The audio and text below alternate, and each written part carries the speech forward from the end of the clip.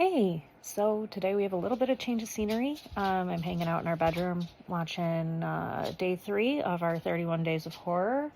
Nobody else in my family likes horror movies, so I kind of have to fit them in when nobody else is using a TV, just so I don't spook anybody. But today we just finished watching the 2024 incarnation of Salem's Lot. If you're not familiar with it, it is a story by Stephen King, and you definitely cannot have a 31 Days of Horror without including some Stephen King. So one thing that I like to do is try to find the most recent, Stephen King adaptation, give it a try. Last year, I watched the reboot that they did of Pet Sematary, and I honestly have to say, my review of this is also very similar to my thoughts on Pet Sematary. So Salem's Lot, if you're not familiar, is by Stephen King. It was a novel. It has been adapted multiple times. It has been adapted as movies. It has been adapted as miniseries on TV. I'm not going to talk about really previous incarnations because it's not really relevant to this particular review. What I will say is this, is I was not disappointed because I didn't have any expectations, and my lack of expectations was met.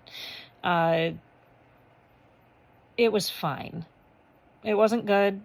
It wasn't necessarily bad. It was fine. It's forgettable. They did decent casting. I don't really have any criticisms of casting. Nobody was outwardly bad. My overall criticism comes mostly from the problems of adapting Stephen King's work. So, one thing that I've heard a lot of people say about Stephen King's work is that it can be dry, it can be boring, and his books are difficult to get through. I've been a very avid reader for the majority of my life, so I also read on top of watching movies. And I have a lot of opinions. But Salem's Lot, I think, is one of Stephen King's works that comes up so often, is because it's one of the rare times that he's presenting us with a monster that's kind of familiar, where the audience knows a lot of the information about the bad guy before the characters do, because we know vampires. Dracula has been around for a long time. Vampires are pretty common as the bad guy in horror. So when we're presented with vampires, it's a lot easier for us to say, like, oh yeah, vampires, as opposed to, like a curse that makes you thinner, or aliens, or even, sometimes haunted house things. And I have to say that one of Stephen King's greatest aspects of his writing is the way he writes children. And the reason I'm bringing this up is because it's very relevant to what the issue is with this particular adaptation of Salem's Lot, and it's also the same issue that I had with the adaptation they did of Pet Sematary last year. And it's that Stephen King does a phenomenal job of writing children as real children. The majority of the children that we see in entertainment are children written from the perspective of adults who look at children as being innocent, or naive, or stupid in some regards. So everything regarding children that's written from an adult's perspective is usually very, it's almost, I don't want to necessarily say derogatory, but it's very childish.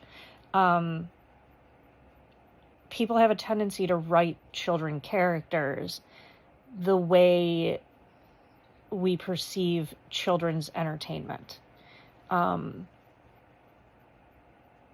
Which is, basic, small, not very, emotional, or not very, I don't necessarily want to say intelligent, but it's kind of like a dumbed down version of actual children.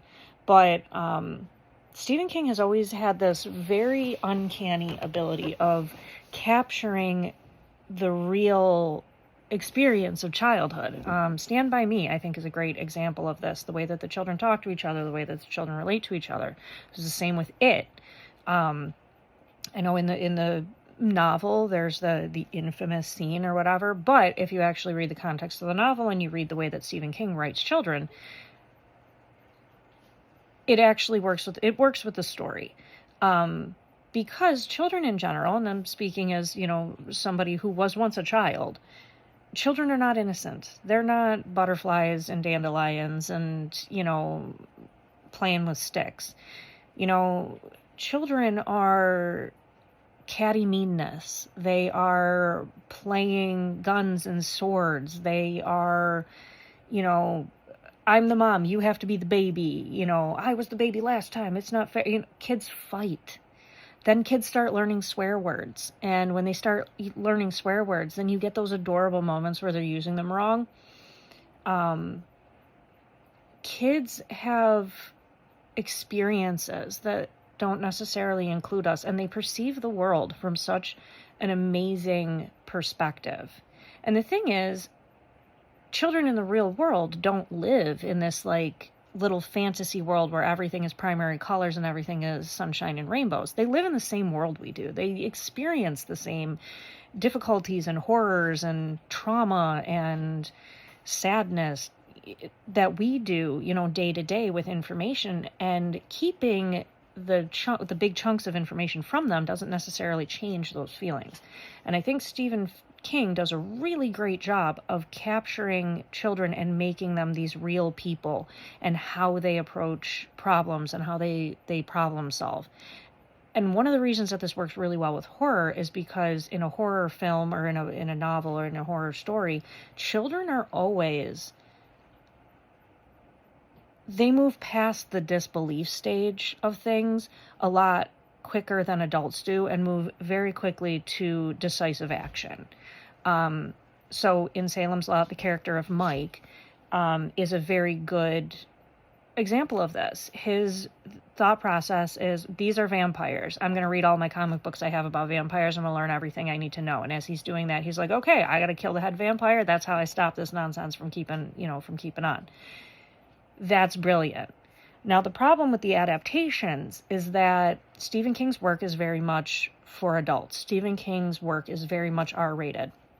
And it's incredibly difficult when you're doing a live-action adaptation of something to have the story itself center around children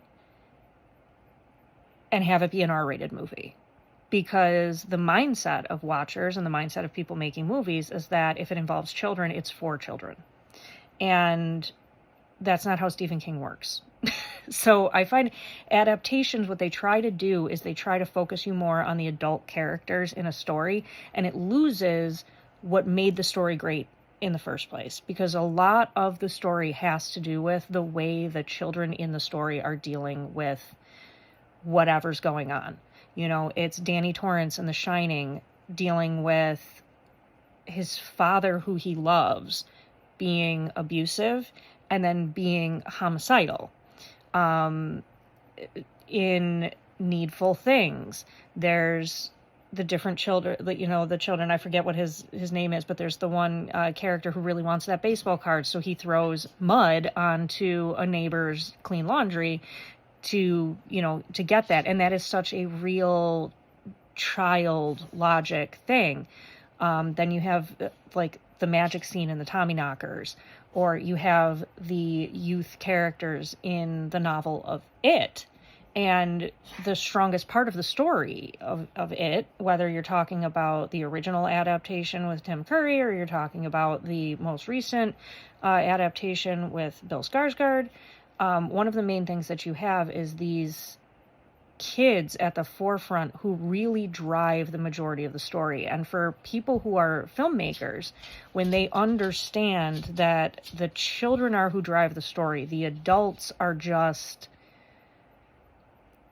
the grown-up voices who step in, or they're the grown-up voices who are easily influenced. And that's where the scare comes in. The scare comes in is because when we're younger, we're raised to believe that adults are the ones that are going to take care of us. And in Stephen King's work, these horrific things happen, and the adults are not the ones that have to take care of it.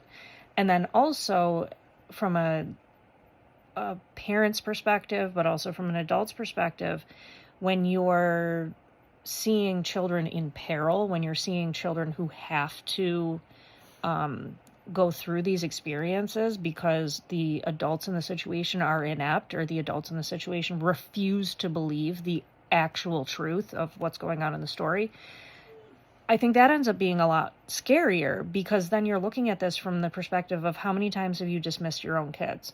How many times have you looked at a kid and said, like, oh, well, that can't possibly be true. It had to be something else because you're just a kid. It can't possibly be that. And I think that makes that a whole lot more scarier. But when filmmakers miss that and they try to focus on, like, oh, let's do it about these two adult characters and then we'll put the kids in the background. The kids will just do this. The kids will just do that. I don't think they realize that they're taking the things that make the story good enough to adapt out of it. And then you're just left with a movie that, honestly, it's going to be the same as the Pet Sematary, movie that I watched last year. I will forget I have watched it. I will see it now. I will see this movie. It'll come up in listings when I'm just scrolling, I'm browsing, what do I want to watch? I'm going to see it come up and I'm going to go, oh, hey, oh yeah, Salem's Lot. When did they make that? Oh, wait, I watched that. And I'm going to be like, what do I remember about it? And I might remember one or two things, or I might look it up on IMDb. But at the end of the day, it's forgettable. And I don't think anybody wants to make a movie that's forgettable.